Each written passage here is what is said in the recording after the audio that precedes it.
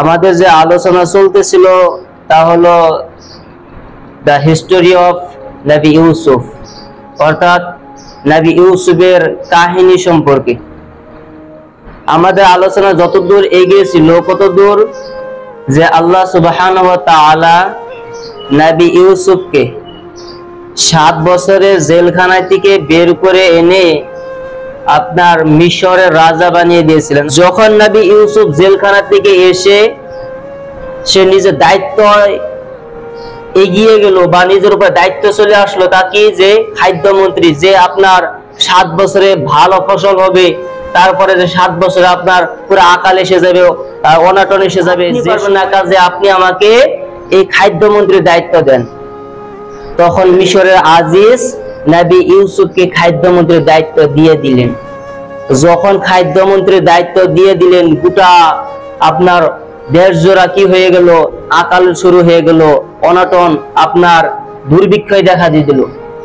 তখন সকল জায়গার লোক এই মিশরের দিকে আগমন করা শুরু করে দিল। ঠিক এইভাবে খবর যেতে যেতে যেতে যেতে কোথায় পেয়ে গেল, আপনার ফিলিস্তিনে চলে গেল। যে ফিলিস্তিনে বর্তমান আপনার যুদ্ধ চলতেছে ইসরায়েলের সাথে। এই নবী ইউসুফের যেটা বাড়ি ছিল, এই বাড়ি ছিল কোথায়? এই ফিলিস্তিনে। যখন এই কথা খবর পেয়ে গেল ফিলিস্তিনের লোকেরা, তার 10 ভাই যে ছিল, 11 ভাই, এই 11 ভাইয়ের ভিতরে 10 ভাই কি হলো, রওনা দিল কোথায়? যে চলো আমরা, আমাদের যেহেতু এখানে অনটন দুর্ভিক্ষয় দেখা দিয়েছে, আমরা ওখান থেকে কিছু মাল নিয়ে আসি যাতে করে আমরা খেতে পারি। তো তারা 10 ভাই রওনা হয়ে ইউসুফের সামনে হাজির হলো। তারপরে হাজির হয়ে আপনার তার সামনে হাজির হওয়ার সাথে সাথে ইউসুফ তাদেরকে দেখে চিনতে পারলো। যখনই দেখলো যে 10 জন এসে গেছে, হিষ্টপুষ্ট খুব সুন্দর চেহারার লোক, দেখেই ইউসুফ চিনে বলছে, এরা তো ওই আমার 10 ভাই, যে 10 ভাইয়ে আমাকে কুয়ার ভিতরে ফেলে দিয়েছিল। কেন? আমার পিতা আমাকে বেশি ভালোবাসতো, আর এটা দেখে তাদের সহ্য হতো না, কাজেই তারা আমাকে কুয়ার ভিতরে ফেলে দিয়েছিল। দেখার সাথে সাথে চিনে ফেলেছিল। চিনে তিনি এই পরিচয়টা গোপন করে রেখে দিল। কিন্তু তার 10 ভাই ইউসুফকে চিনতে পারলো না। যখন চিনতে পারলো না, কেন চিনবে বলেন তো? একটা জিনিস আপনি যদি খেয়াল করেন দেখবেন যে যেগুলো বড় ভাই থাকে, এই বড় ভাইদের আপনার চেহারাটা খুব একটা চেঞ্জ হয় না। কেন? মানুষ যখন আপনার মোটামুটি 20 বা 30-এর উপরে হয়ে যায়, 30-এর উপর হলে তার চেহারাটা কিছু পরিবর্তন হলেও মানুষ মানুষকে চিনবে। কিন্তু একজন 12 বছরের 13 বছরের ছেলে যখন আপনার কি হয়ে যায়, বড় হয়ে যায়, আপনার 30 বছরের ছেলে যুবকের মতন হয়ে যায়, তখন কিন্তু তার এই পূর্বের 10 বছরা বা 15 বছরা যে বড় ভাই ছিল, তারা কিন্তু তাকে চিনবে না। যেমন আপনি যদি আপনার একদম 10 বছরের সন্তানকে রেখে 20 বছরের নামে আপনি কেরালা চলে যান, আর কেরালা থেকে যখন ফিরে আসবেন আপনার নিজের সন্তান কেউ আপনি চিনতে পারবেন না। কেন? তার চেহারাটা পরিবর্তন হয়ে যায়। ঠিক তদ্রুপভাবে ওখানে তাই হয়েছিল। যখন ইউসুফকে তারা কুয়ার ভিতরে ফেলে দিয়েছিল, তখন ইউসুফ ছিল ছোট, ইউসুফ ছিল একদম বাল্য শিশু। যখন ইউসুফ এখানে এসে আপনার 7 বছর জেলে ছিল, এবং এই যে বিগত জীবনের আপনার ব্যবধান রয়েছে, এই ব্যবধান কতদিনের ছিল জানেন? 40 বছরের ব্যবধান ছিল। তাদের ভাইয়ের সাথে যে ভাইয়ের সম্পর্ক ছিল না, তার বাপের সাথে যে তার সন্তানের দেখা হয়নি, কয় বছরে হয়নি? 40 বছরের ব্যবধান হয়েছিল এই ব্যবধান। তো 40 বছরে যে ইউসুফ কত বড় হয়ে গেছে, আর তার ভাই যে 10 ভাই রয়েছে, তারা তো তার বড় ছিল ইউসুফের, তো তারাও অনেক বড় হয়ে গেছে। এই কারণে আপনার ইউসুফের যে 10 ভাই ছিল, ওই 10 ভাই ইউসুফকে চিনতে পারছিল না, কিন্তু ইউসুফ ভালোই চিনে ফেলেছে যে এরা হচ্ছে আমার সেই 10 ভাই। যখন তারা তার কাছে উপস্থিত হলো, ইউসুফ সাথে সাথে তাদেরকে বলে দিলেন যে আজকে আপনাদেরকে আপ্যায়ন করা হবে, আজকে আপনাকে খুব যত্ন করা হবে, কারণ আপনারা দূর থেকে আসছেন, তো আপনাদের খেদমত করা হবে। তো কি করা হলো, তাদের একটি ভালো বিছানার ব্যবস্থা করে দিল, তাদের বসার ব্যবস্থা করে দিল। বসার ব্যবস্থা করে দিয়ে প্রত্যেকটা ভাইকে আপনার 1 কোট পরিমাণ সম্পদ করে ভরপুর করে দিয়ে দিলেন। যখন পুরা হয়ে গেল, তখন আলোচনা শুরু করলো। যেহেতু ইউসুফ জানতেছে যে এরা হচ্ছে আমার 10 ভাই, তখন তাদের পরিচয় তাফসীর ইবনে কাসিরে এসেছে, কুরআনে নাই, কিন্তু এর ব্যাখ্যায় বলেছে ইবনে কাসিরে যে ইউসুফ নবী তার ভাইদের সাথে বার্তালাপ শুরু করলো কি, যে আপনারা কোথায় থেকে আসছেন? যে আমরা তো ফিলিস্তিন থেকে এসেছি। আচ্ছা ঠিক আছে, আপনারা কয় ভাই? যে আমরা ছিলাম 11 ভাই, আজ এসেছি 10 ভাই, আর এক ভাইকে বাড়িতে রেখে আসছে, আমাদের পিতা রয়েছে, মাতা রয়েছে। এইভাবে গোটা পরিচয় দিয়ে দিলেন। তখন নবী ইউসুফ বলছে যে এই যে আজকে তোমাদেরকে আমরা 10 উট অর্থাৎ 10 জনের উপরে 10 উট পরিমাণ মাল দিয়ে দিলাম, কিন্তু পুনরায় যখন তোমরা আমার কাছে আসবে, তোমাদের যে ওই যে একটি ভাই রয়েছে 11 নম্বর, ওই ভাইকে যদি আমার কাছে না নিয়ে আসো, আমাকে না দেখাও, তাহলে তোমরা আর কোনো মাল পাবে না, তোমাদের উপরে মাল বরাদ্দ করা নিষিদ্ধ করা হয়ে গেল। যখন এই কথা বললো, তখন তাদের 10 ভাই বলল, এটা কি করে সম্ভব? তবে আমরা চিন্তা করব, আমরা চেষ্টা করব যে কি করে আমরা ওই আমাদের ভাইকে আপনার কাছে আনতে পারি। আমাদের মনে হয় আমাদের পিতা তাকে আসতে দিবে না, তবু আমরা চেষ্টা করব যাতে করে আমরা তাকে নিয়ে আসতে পারি। তারা বাড়িতে পৌঁছে গেল। বাড়িতে পৌঁছে গিয়ে তাদের পিতাকে বলছে, ইয়া আবানা, হে আমার আব্বাজান, আমাদের উপরে যে খাদ্য বরাদ্দ করা হয়েছিল তা তো নিষিদ্ধ করা হলো, কেন? আমাদের এই ভাই বিনিয়ামিনকে যদি আমরা না নিয়ে যাই, তাহলে তারা আমাদেরকে আর খাদ্য দিবে না। তখন তার পিতা বলছে, আমি কখনোই তোমাদের সাথে আমার এই সন্তানকে বিনিয়ামিনকে পাঠাবো না। যখন এই কথা বললো, একটি সময় কি হয়ে গেল, আপনার তার পিতাকে ভালো করে বুঝাতে বুঝাতে বুঝাতে বুঝাতে নিয়ে গেল। শর্টকাটে বলছি যে নিয়ে গেল। যখন নিয়ে যাবে, তখন তার পিতা বলছে, আমি এই বিনিয়ামিনকে তোমাদের সাথে পাঠাতে পারি, তবে আল্লাহর কাছে তোমাদেরকে কসম খেয়ে বলতে হবে যে একে তোমরা ওখান থেকে ফিরে নিয়ে আসবে। যদি তোমরা সকলে মরে যাও আর তোমাদের সাথে যদি বিনিয়ামিন মারা যায়, তাহলে ভিন্ন ব্যাপার। আর তোমরা সকলে বেঁচে থাকবে আর আমার বিনিয়ামিন মারা যাবে, এটা হতে পারে না। তোমরা আল্লাহর কাছে কসম খাও, এই বিনিয়ামিনকে তোমরা নিয়েই আসবে। তারা শেষে কি হলো, তাদের পিতার কথাই বাহাল রাখলো। তাদের পিতার কথার আদেশে তারা কি করলো, আল্লাহর নামে কসম করলো, যা আমরা কি করব, এই বিনিয়ামিনকে ওখান থেকে ফিরিয়ে আনবোই আনবো। তাকে নিয়ে গেল। নিয়ে যাওয়ার পর পুনরায় তারা মিশরে হাজির।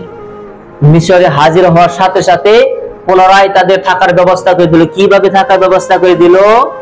একজনের রুমে, এক রুমে আপনার 2 ভাইকে থাকতে দিয়েছে, তাহলে তারা 10 ভাই, তো 5টি রুমে পরিপূর্ণ হয়ে গেছে। এখন বাকি রাখলো বা থাকলো আপনার বিনিয়ামিন। এখন বলছে এই বিনিয়ামিনকে আর কি করা যাবে, তাহলে একটা কাজ করি, তোমাদের এই ভাই যে বিনিয়ামিন রয়েছে একে আমার সাথে রেখে দিই, কারণ তোমরা তো 2 ভাই এক রুমে থাকবে। তো মোটামুটি কি হয়ে গেছে, 5 রুম ফুল হয়ে গেছে। এখন যদি তাকে একটি রুম দিয়ে দেই, তাহলে অন্য জায়গার 2 জন মানুষ থাকতে পারবে না। তো এই জন্য কি করি, একে আমার রুমে রেখে দিই, আমার সাথে রেখে দিই।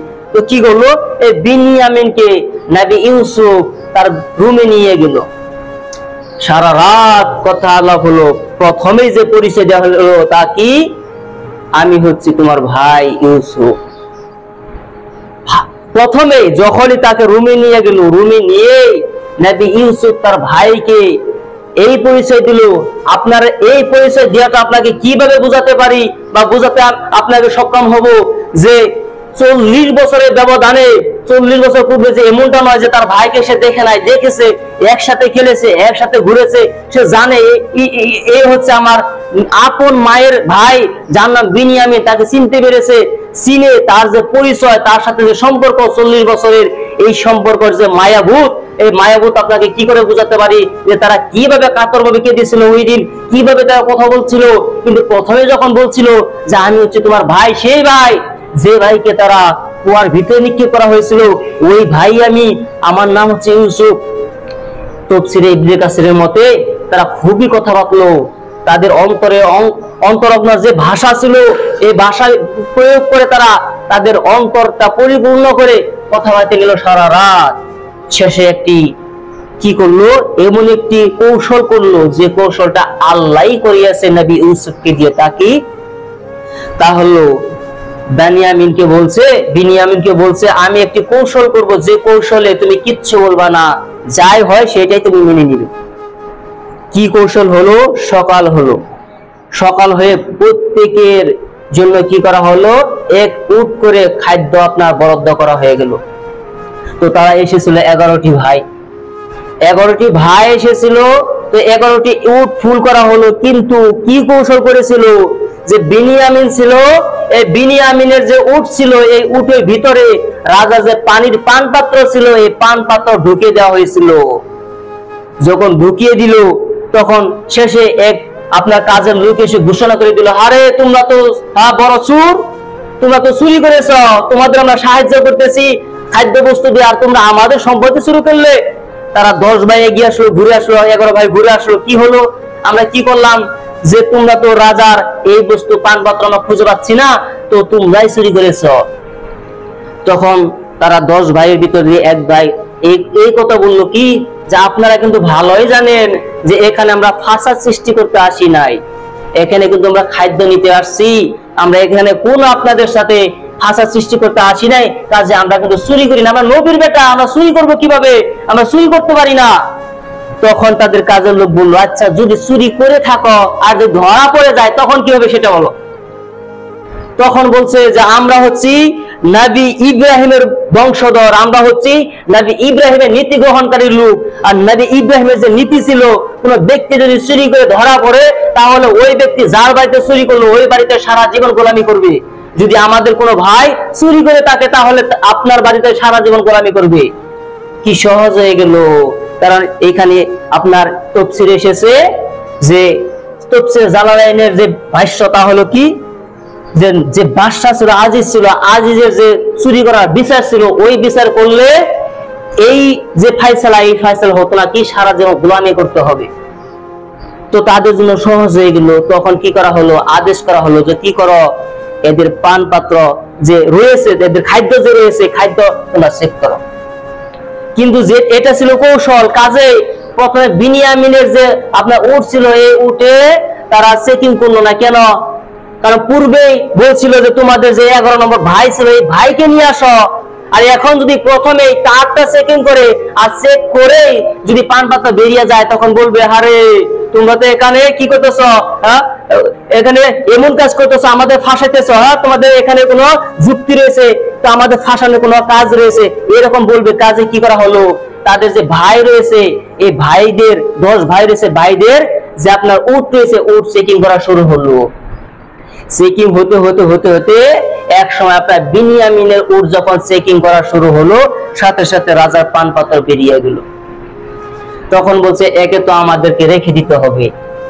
তখন তার 10 ভাই বলছে, আরে এই বিনিয়ামিন যদি চুরি করে তাহলে এটা মানন যায়, এটা সহজ ব্যাপার। কেন? তার পূর্বে যে বড় ভাই ছিল ইউসুফ, এই ইউসুফও চোর ছিল। কাকে বলতেছে? ইউসুফকে, ইউসুফের কথা বলতেছে। দেখেন, তখন ইউসুফ মনে মনে হাসে, আবার বড় কষ্ট পায়, তার অন্তরে বড় কষ্ট লাগে যে তোর আমার 10 ভাই, তোর আমাকে ছোট কালে কুয়ার ভিতরে ফেলে দিয়ে আমাকে হত্যার কুয়ার ভিতরে ফেলে দিয়েছিলি, আর এই 40 বছর পরে এসেও তাদের অন্তর থেকে এই গিল্টি শেষ হয়নি, এই হিংসা শেষ হয়নি। তোরা আজও বলতেছস যে এই ইউসুফ চোর ছিল আর আমার ভাই চুরি করেছে, মানে যে আপনার কৌশল ছিল, এই কৌশলে পরে বলতেছে যে আজ বিনিয়ামিন চুরি করেছে, এটা দিয়ে দেখিয়ে তুমি ইউসুফকে চোর সাজাইতেছ। তার অন্তরে বড় কষ্ট হয়, কিন্তু তার মুখে হাসি রেখে তিনি একটি ভাষ্য বললেন, তা কি, তোমরা যা বলতেছ এটা আল্লাহ ভালো জানে। দেখেন মানুষ কত বড় ধৈর্যশীল হয়। মানুষ যদি আপনাকে কোন একটি দোষ দেয়, আপনার উপরে কোন একটি দোষ চাপিয়ে দেয়, তাহলে সাথে সাথে আপনি মুখের উপরে কথা বলবেন না, ধৈর্যতে আপনার সফল রয়েছে। আপনি যদি শুনে যদি ধৈর্য ধারণ করতে পারেন, এইটাই সব থেকে উত্তম। তো দেখেন ইউসুফ কত বড় ধৈর্যশীল ছিল, যে ইউসুফ ধৈর্য ধারণ করলো। তার মুখের উপরে তার 10 ভাই এভাবে বললেন যে আমার এর যে বড় ভাই ছিল সেও চোর ছিল, এরা হচ্ছে অন্য ঘরের 2 ভাই, আমাদের 2 ভাই নয়, আমরা হচ্ছে এক ঘরের 10 ভাই, এরা হচ্ছে ইউসুফ আর বিনিয়ামিন 2 ভাই। তো এই যদি চুরি করে এটা মানান যায়, তবে সমস্যা একটি রয়েছে, একে তো আপনারা রাখবেন, তবে তার বাড়িতে তার পিতা রয়েছে, বৃদ্ধ পিতা, যে পিতা এমন বৃদ্ধ যদি শুনে নেয় যে এই বিনিয়ামিন চুরি করেছে আর তাকে যাবজ্জীবন সেই বাড়িতে আপনার গোলামি করতে হবে, তাহলে তার পিতা মারাই যাবে। কাজে আপনারা কি করেন, এই বিনিয়ামিনের বদলা আমাদের যে 10 জন রয়েছে, এই 10 জনের ভিতর থেকে আপনি একজনকে রেখে দেন। তখন বলছে আল্লাহ আমাদেরকে রক্ষা করুন, আল্লাহ আমাদের এই বিপদ থেকে রক্ষা করুন, যাতে করে যে ব্যক্তি চুরি করে নাই তাকে যেন আমরা না ধরি। মানে আমরা এমন ব্যক্তিকে শাস্তি দিব যে ব্যক্তি চুরি করে নাই, এই ভুল থেকে আল্লাহ আমাদেরকে দূরে রাখুন। এই কথা বলে নবী ইউসুফ বললো, না না আমরা এটা করতে পারবো না, কি করতে করা যাক, তোমরা চলে যাও। যখন পুরা আপনার চেষ্টা করলো, চেষ্টা করার পর যখন সফল হলো না, তারা 10 ভাই এক কোনায় গিয়ে বুদ্ধি করতেছে কি করা যায়, তাহলে চলো চলে যাই। তখন ওদের ভিতরে যে সব থেকে বড় ভাই ছিল, আপনার এক বর্ণনা এসেছে তার সেই বড় ভাইয়ের নাম ছিল রুবেল। আর যদিও আপনার নামে কোনো প্রয়োজন আসে না, কোনো ব্যক্তির নাম জানলেও কোনো লাভ হবে না, না জানলেও কোনো দোষ নেই। তো যাই হোক, এক বর্ণনা এসেছে রুবেল, যেটা বড় ভাই ছিল রুবেল বর্ণনা এসেছে। তো সে বলতেছে যে না না না না, তোমরা চিন্তা করে দেখো, যখন আমরা এই বিনিয়ামিনকে আমাদের পিতার কাছ থেকে নিয়ে আসার জন্য আমাদের পিতার কাছে আমরা কাকুতি মিনতি করেছিলাম, তখন আমাদের পিতা কি করেছিল, যে প্রতিশ্রুতি করা হয়েছিল, আল্লাহর কসম খাওয়াইছিল। আর আমি আল্লাহর কসম খেয়ে আমি এই বিনিয়ামিনকে রেখে যাব, মুঠেও যাব না। তোমরা 9 ভাই চলে যাও, আমি অন্তত যাব না। যদি আমি ইউসুফকে নিয়ে, আমি যদি বিনিয়ামিনকে নিয়ে যেতে পারি তাহলে চলে যাব, আর যদি তাকে না নিতে পারি তাহলে আমার পিতার আদেশ আসতে হবে যে ওই রুবেল যেন চলে আসে, তোমাদের বড় ভাই যেন চলে আসে, তখন হ্যাঁ আমি যেতে পারবো, তার পূর্বে আমি যাব না। এই ঘোষণা হয়ে গেল। আর আল্লাহ যা করে ভালোই করে, এই বাক্য এই রুবেল বলেছিল, মানে তাদের 10 ভাইয়ের যে সব থেকে বড় সে বলেছিল। আর এই 10 ভাইয়ের ভিতরে এর অনেক বুদ্ধিটা আলাদা। কেন, যখন নবী আপনার ইউসুফকে তারা বলছিল যে একে আমরা হত্যা করি, তখন কি বলেছিল, না না না, একে হত্যা করা যাবে না, একে কুয়ায় ফেলে দাও, যাতে করে কোনো পথিক তাদেরকে নিয়ে যাবে। ইউসুফও বেঁচে গেল, আর আমরা কোনো মানুষকে হত্যা থেকে বেঁচে গেলাম। দেখেন তার চিন্তা ধারণা আলাদা। তো এখানেও যেন সেই বুদ্ধির পরিচয় দিয়েছে, সে গেল না, তারা 9 ভাই বাড়িতে চলে গেল।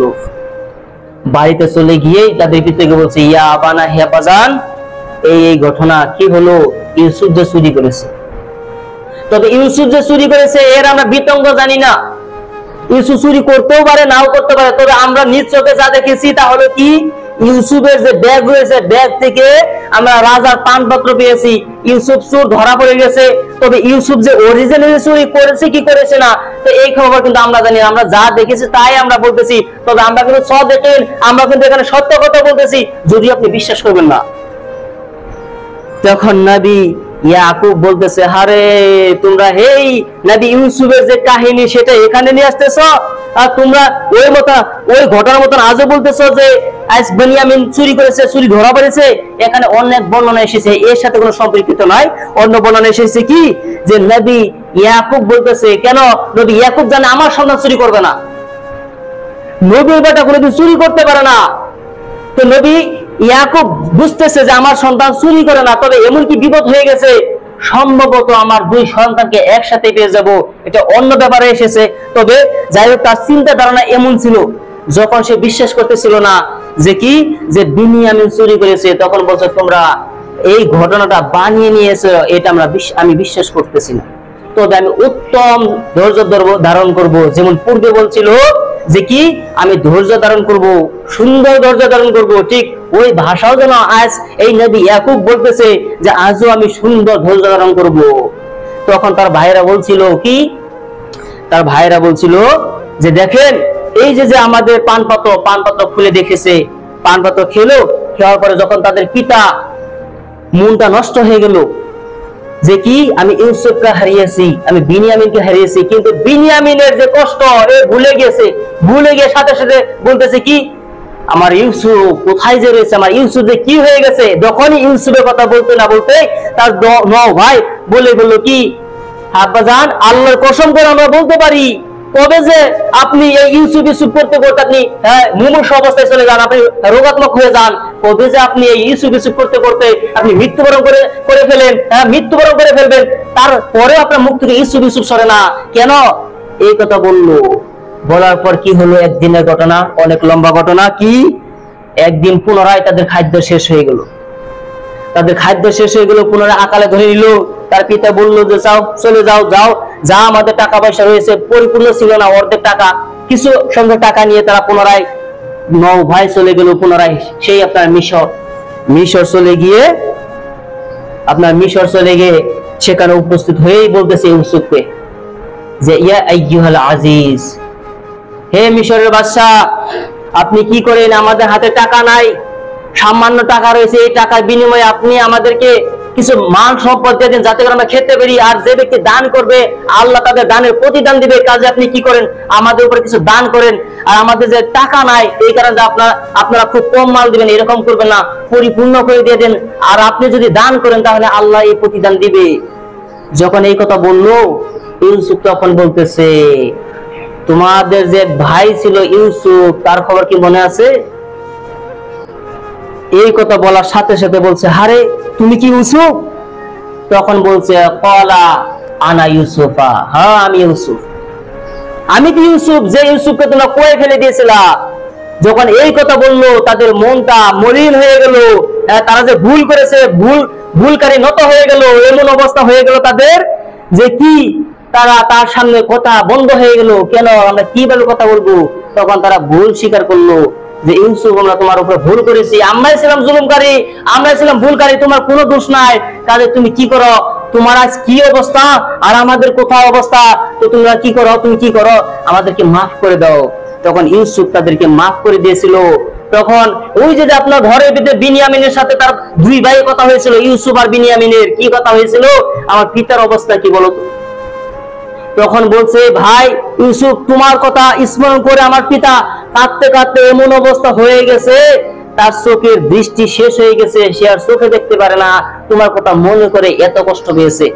আপনি এই কথা চিন্তা করে দেখেন, যখন এক ভাই অপর ভাইকে এই পরিচয় দেয় তার পিতার, যে তোমার কথা চিন্তা করতে করতে আমার পিতার চোখের দৃষ্টি শেষ হয়ে গেছে, ওই দিন কেমন অবস্থা হয়েছিল, ওই দিন যে বলেছিল, ওই কথা মনে রেখে আজ ইউসুফ বলছে, আচ্ছা আমি তো তোমাদেরকে ক্ষমা করে দিয়েছি, আল্লাহ তোমাদেরকে ক্ষমা করে দিবেন, তবে আমার যে পিতার অবস্থা, তোমরা একটি কাজ করো, আমার এই জামাটা নিয়ে তোমরা সকলে আমার পিতার কাছে চলে যাও। যাও যাও, এই জামাটা যখন আমার পিতার হাতে দিয়ে দিবে, আমার পিতা যখন সাথে সাথে মুখ মুবারকে লাগিয়ে নিবে, সাথে সাথে তার দৃষ্টিটা ফিরে আসবেন, নিয়ে যাও।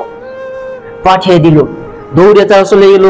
বাড়ি পাওয়ার পূর্বেই নবী ইয়াকুব বলে ফেলতেছে তার বাড়ির সকল লোকেদেরকে, মহিলাদেরকে বলতেছে যে, কি তোমরা মনে রাখো, আমি বৃদ্ধ হয়ে গেছি, যদিও তোমরা আমাকে বিশ্বাস করো না, মানো না, তবু আমি বলতেছি যে কি আমি ইউসুফের জ্ঞান পেতেছি, ইউসুফ চলে আসবে। তখন তার যে বাড়ির লোক ছিল, লোকেরা বলছে যে, আপনি কি পূর্বের মতোই, আগের মতোই কি আপনি এই বিভ্রান্তিতে করে রয়েছেন? এখনো কি আপনি ইউসুফ বলতেছেন? আপনি অবশ্যই বিভ্রান্তিতে করে রয়েছেন। 10 মিনিট 5 মিনিট পরে ঘোষণাকারী তার হাতে আপনার ইউসুফের যে জামাটা হাতে দিয়ে দিলেন এবং মুখ মুবারকে লাগিয়ে দিলেন। লাগানোর সাথে সাথে তার দৃষ্টি ফিরে গেল। সাথে সাথে নবী ইয়াকুব বললেন, বলছিলাম না তোমাদেরকে যে আমি ইউসুফের দুর্গন্ধ বেচতেছি, ইউসুফের সুঘ্রাণ পেতেছি, আর তোমরা আমাকে বিশ্বাস করলে না। শুনে রাখো, আমি আল্লাহর জ্ঞানে, আল্লাহ যে আমাকে জ্ঞান দিয়েছে, ওই জ্ঞানে আমি যা জানি তোমরা তা জানো না। মানে দেখেন, এখানে কি একটি সুন্দর কোরআনের যে ভাষার উজ্জ্বলতা, কোরআনের যে ভাষার যে বীরত্বতা কি রকম হতে পারে। নবী ইউসুফ বলতে পারতো যে আমি যা জানি তোমরা তা জানো না, এই ভাষা বলে নাই। দেখেন কোরআনে কি সুন্দর একটি একেবারে উজ্জ্বলতা, কি যে আল্লাহর জ্ঞান যে আমাকে দিয়েছে, এই জ্ঞানের দ্বারাই আমি যা জানি তোমরা তা জানো না। তখন সকল ফ্যামিলি, সকল পরিবার নিয়ে পুনরায় মিশরের দিকে তারা রওনা হয়ে গেল। মিশরে গিয়ে দেখছে যে নবী ইউসুফ তার সিংহাসনে বসে রয়েছে। তার পিতাকে দেখে সাথে সাথে ইউসুফ আপনার যে তার চেয়ার ছিল, কুরসি ছিল, কুরসি থেকে নেমে আসলো। তার পিতাকে, তার মাতাকে দুইটি চেয়ার দেওয়া হলো, একটি চেয়ারে তার পিতাকে বসানো হলো, একটি চেয়ারে তার মাতাকে বসানো হলো। আর তার গোটা 10-11 ভাই ইউসুফের প্রতি মাথা নত করে সিজদা করলো। ওই দিন ইউসুফ বলেছিল, পিতা আমি যে বলছিলাম না যে আমি স্বপ্নে দেখলাম কি আহাদা আশারা কাওকাবান ওয়াশ শামসা ওয়াল কামারা রাআইতুহুম লিসাজিদিন, আমি স্বপ্নে দেখলাম যে আপনার 11টি তারা, চন্দ্র, সূর্য আমাকে সিজদা করতেছে। এই যে দেখেন, ওই সিজদার ব্যাখ্যা, ওই সিজদার উত্তর এই আজ পেয়ে গেলেন। আপনি হচ্ছেন সূর্য, আপনি হচ্ছেন চন্দ্র, আর এই যে আমরা 11 ভাই, এই 11 ভাই তারা হিসেবে ব্যবহার করে আল্লাহ, দেখেন তারা প্রত্যেকে আমাকে সিজদা করতেছে। ওই স্বপ্নের ব্যাখ্যা আজ হয়ে গেল। এই হচ্ছে আপনার সূরা ইউসুফের যে সামান্যতম যে ব্যাখ্যা, যে সামান্যতম কাহিনী, এই কাহিনী। তবে এই যে কাহিনী আপনারা শুনলেন, এই কাহিনী কোন কাহিনী শুনলেন? আহসানুল কাসাস, পৃথিবীর সর্বশ্রেষ্ঠ কাহিনী, যে নবী আদম থেকে শুরু করে শেষ মানব যেদিন কিয়ামত হবে আর শেষে যে ব্যক্তি মারা যাবে ওই ব্যক্তি পর্যন্ত কিয়ামত পর্যন্ত যত রূপ জন্ম নিবে আর যত কাহিনী জন্ম নিবে, এই সকল কাহিনীর ভিতরে সব থেকে শ্রেষ্ঠ কাহিনী হচ্ছে এই কাহিনী, যে কাহিনী হচ্ছে নবী ইউসুফের কাহিনী, যে কথা ঘোষণা দিয়েছেন আল্লাহ নিজে, কি আহসানুল কাসাস, এটাই হচ্ছে সর্বশ্রেষ্ঠ কাহিনী।